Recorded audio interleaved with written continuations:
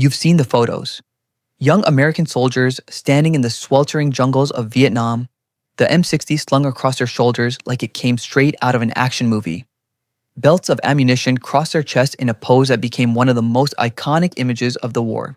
It looked heroic, unstoppable. But behind that picture of strength was something darker, because for every soldier carrying that machine gun, there was an unspoken truth whispered in foxholes and helicopters alike. The M60 doesn't just kill the enemy, it kills its own. They called it the pig. It was heavy, temperamental, and unforgiving. The weapon designed to dominate the battlefield turned into a curse for those assigned to it. In Vietnam's choking heat and mud, its flaws didn't just mean inconvenience, they meant death.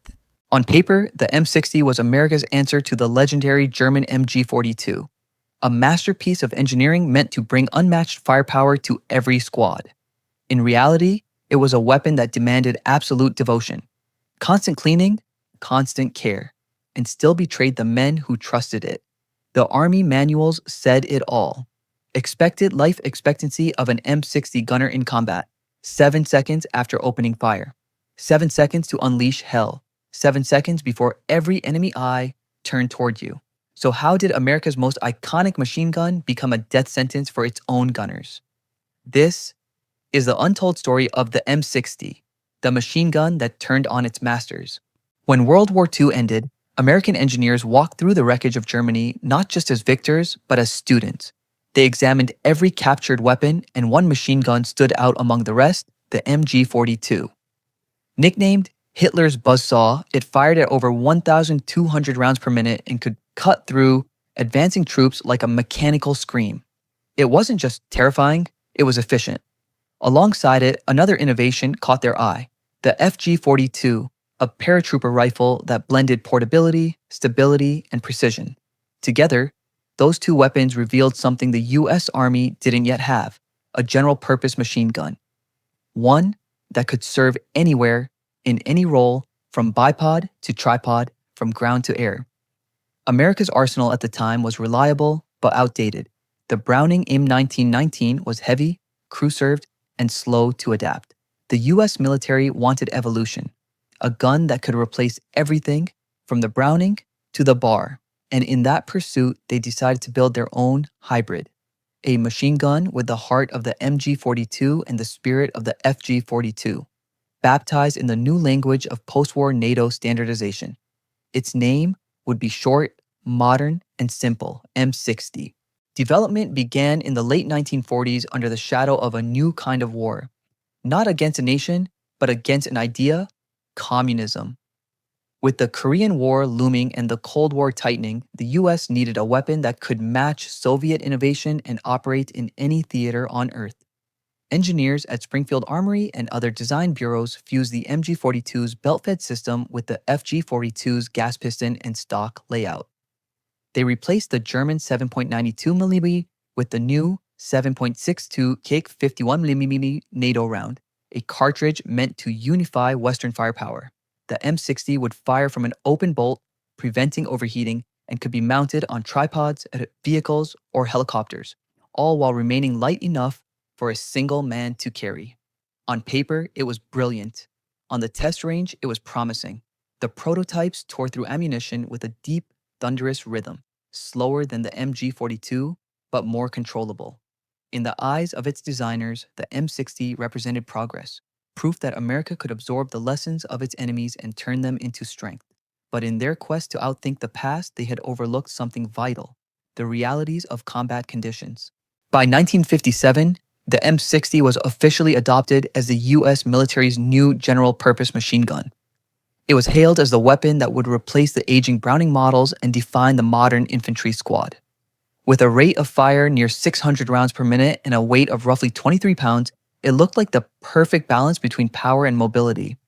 Soldiers trained with it at Fort Benning and Camp Pendleton, where they learned its mechanics: gas-operated, belt-fed, air-cooled, with a quick-change barrel and folding bipod. The military press hailed it as the machine gun for the jet age. But what worked in clean, controlled environments didn't always survive the chaos of war. In the labs, engineers praised its modularity. In the jungles to come, soldiers would curse that same complexity, because every additional part, every latch, pin, and spring was another thing that could fail under mud, humidity, or panic. The M60 was a weapon that looked simple only to those who didn't have to depend on it when their life was on the line. Still, in the calm before Vietnam, the Army's confidence was unshaken. To them, this gun was a symbol of post-war dominance, an American reinvention of the German genius. They didn't yet realize that in war, genius often dies the moment it meets the field. By the early 1960s, the M60 was everywhere, mounted on Huey helicopters, strapped to river patrol boats, and carried deep into the humid chaos of Southeast Asia. In theory, its presence promised fire superiority. In practice, it became a test of endurance, not just for the weapon, but for the men behind it. Vietnam wasn't Europe.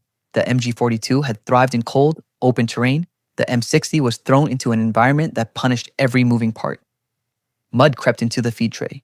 Moisture corroded springs. Jungle heat warped metal faster than manuals could warn about. And unlike the Browning, which could survive neglect, the M60 demanded constant devotion, daily disassembly, meticulous cleaning, and careful alignment. To carry the M60 was to carry both power and burden. The weapon could hold a perimeter or silence an ambush, but a single jam could mean the difference between survival and death. Those who knew how to handle it treated it with reverence. Those who didn't called it cursed. The M60 was born from lessons of the past, but in Vietnam, those lessons would bleed. When the M60 reached Vietnam in full force, it quickly became more than just a weapon. It was a burden every soldier feared and respected. Official doctrine called for a three-man team, one gunner, one assistant, and one ammunition bearer. In reality, the jungle stripped that ideal away. Out in the field, the M60 often became a one-man weapon. Its 23-pound frame didn't sound like much on paper, but with belts of ammo, spare barrels, and cleaning kits, the gunner could carry up to 80 pounds of gear. He was the squad's lifeline, and its biggest target. When firefights erupted, the M60's deep hammering rhythm echoed through the trees. It could lay down a wall of suppressive fire, giving trapped squads a chance to maneuver or escape. But that same thunder became its curse. The second it roared, the enemy knew exactly where to aim. Viet Cong snipers learned to hunt the M60's sound. One burst, and they'd zero in. In the claustrophobic canopy, 7 seconds of glory could mean a lifetime cut short. Even training manuals warned of this grim statistic. Expected survival time of a machine gunner, 7 seconds after opening fire. Those who carried the pig learned quickly that every pull of the trigger was a wager with death. The M60's flaws weren't just minor inconveniences, they were mechanical betrayals. Its barrel latch lever, designed to allow quick barrel swaps, could easily snag on vines or gear. One wrong movement and the entire barrel could detach mid-fight. Some gunners tied the latch down with wire or tape. Others didn't get the chance. Then there was the bipod, mounted directly onto the barrel itself. Every time the gunner swapped barrels, the bipod went with it, forcing awkward readjustments under fire. Worse yet, the weapon had no handle for removing a burning barrel. Soldiers used asbestos gloves, rags, or bare hands. Many came away with severe burns. The M60 also lacked a gas regulator, meaning there was no way to adjust for fouling. As carbon built up inside, the piston slowed, the timing drifted, and jams became inevitable. A gun that wasn't cleaned daily could seize up within minutes. In the muddy swamps and monsoon downpours, that meant life or death. It was a paradox, a weapon that demanded precision maintenance from men fighting in chaos. It promised dominance, but only to those who could keep it alive. Being the M60 gunner was considered a death sentence. The job was often assigned to the newest or lowest ranking soldier, the one without the authority to refuse. They called it earning your stripes with pain. The nickname the pig wasn't just about weight, it was about attitude. The gun was greedy, consuming ammo and energy alike. A gunner usually carried 300 rounds on his body, with another 600 or more split among the squad. In the dense jungle, every extra belt meant fatigue, but no one dared bring too little. Running out of ammunition was worse than exhaustion, it was suicide. Veterans recalled the same story. The first burst of fire turned you into a lightning rod. Every enemy rifle, every grenade, every whisper of death aimed for the M60. Radio operators and officers were targets, but the machine gunner, he was the prize. If you kill the pig, you kill the squad, one Marine said. It wasn't uncommon for gunners to fall within their first few engagements. Those who survived learned to fire short bursts, move constantly, and pray their weapon didn't jam when the jungle exploded around them. No story captures the M60's contradictions better than the countless ambushes along Vietnam's narrow trails. During one patrol in 1966, a squad of Marines was caught in a sudden crossfire. The M60 opened up, its roar shattering the silence.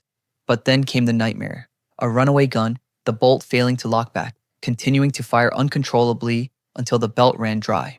In another case, the barrel latch snagged on a branch and released mid-fight. The gunner tried to reseat it, burning his hand as bullets cracked overhead. The gun jammed, and seconds later he was hit. His assistant dragged him back while using a rifle to keep the line alive. These weren't isolated incidents. They were routine. Mud entered feed trays, cartridges tore, shells failed to eject. Gunners became mechanics under fire, kicking charging handles, slamming feed covers, using C-ration cans to guide belts, or bending coat hanger wire into makeshift handles. The battlefield turned into a workshop of desperation. And yet, despite all its failures, the M60 also produced acts of unimaginable heroism. Men who refused to let the pig die, even when it betrayed them. On July 24, 1966, Marine Lance Corporal Richard A. Pittman became living proof of what courage looked like when technology faltered. His platoon was ambushed by a force 3 times its size. As chaos erupted, Pittman grabbed an M60 from a fallen comrade and charged straight toward the enemy. He fired from the hip, each burst cutting through the smoke and screams. When his ammo ran out, he scavenged more, and when the gun finally jammed, he picked up an enemy submachine gun and kept advancing. His single-handed assault broke the ambush and saved dozens of Marines. For that, he was awarded the Medal of Honor. Pittman's story became legend, but it also exposed the grim truth. Even when the weapon failed, the men behind it didn't. The M60 demanded everything: strength, endurance, discipline, and sometimes the ultimate price. By the end of the decade, thousands of American soldiers had carried the pig through hell, and too many never came back. Their weapons survived in museums and movies, but their struggle became a whisper, fading under the sound of history's applause. By the time the Vietnam War entered its final years, the M60 had earned both fame and infamy. It was everywhere, mounted on Hueys, riverboats, jeeps, and carried on the shoulders of exhausted infantrymen trudging through the jungle. To the public, it became a symbol of American might, immortalized in photographs, movies, and recruitment posters. But to those who carried it, the image was hollow. Behind every cinematic frame of a soldier grinning with his M60 lay a trail of burnt gloves, jammed bolts, and broken fingers. The gun had done its job. It delivered devastating firepower, but it also demanded sacrifices no blueprint could justify. Soldiers learned to live by its moods. If you treated it right, it might save your squad. If you didn't, it could kill you first. Every carbon-stained piston and scorched barrel told the same story, one of brilliance undermined by neglect. It wasn't the engineer's ambition that failed. It was their overconfidence, believing that perfection on paper meant survival in chaos. Vietnam reminded them brutally that machines cannot conquer nature, or human frailty. After Vietnam, the US military couldn't ignore the M60's shortcomings. Reports poured in, detailed, technical, unforgiving. The fixes began slowly. The M60E3 emerged in the 1980s with a lighter frame, a fixed bipod, and a new barrel system that could finally be changed without gloves or burns. Later came the M60E4, the most refined version, smoother feed system, sturdier components, and easier field maintenance. It was what the original designers had envisioned, but decades late and at terrible cost. By then, though, the world had moved on. NATO forces were adopting the FN MAG, known in US service as the M240, a Belgian design that did what the M60 had promised: reliability under any condition. The pig's reign was over. Yet, even as it was phased out, the M60 remained burned into the collective memory of a generation. It was the gun that defined an era, not because it was flawless, but because it revealed the cost of flawed ambition. Its successors learned from its pain. The gas regulator returned. The barrel latch was redesigned, and the lessons from every jammed M60 were written into the manuals of the weapons that replaced it. Today, the M60 lives on not as a tool of war, but as an artifact of contradiction. Admired, feared, and mourned. In museums and collectors' hands, it gleams under soft light, cleaned and silent, its scars hidden by polish. Visitors see a weapon of power. Veterans see a reminder of the price of that power. Its silhouette appears in films and games, celebrated for its sound and fury, but the truth is quieter. The real M60 was not a hero's weapon. It was a test of discipline, endurance, and trust between man and machine. It turned ordinary soldiers into mechanics, survivors, and too often martyrs. History remembers its victories, but not the trembling hands that fed it one belt after another while the jungle screamed back. The M60 became more than a machine gun. It became a metaphor for American might, for human error, and for the thin line between innovation and overreach.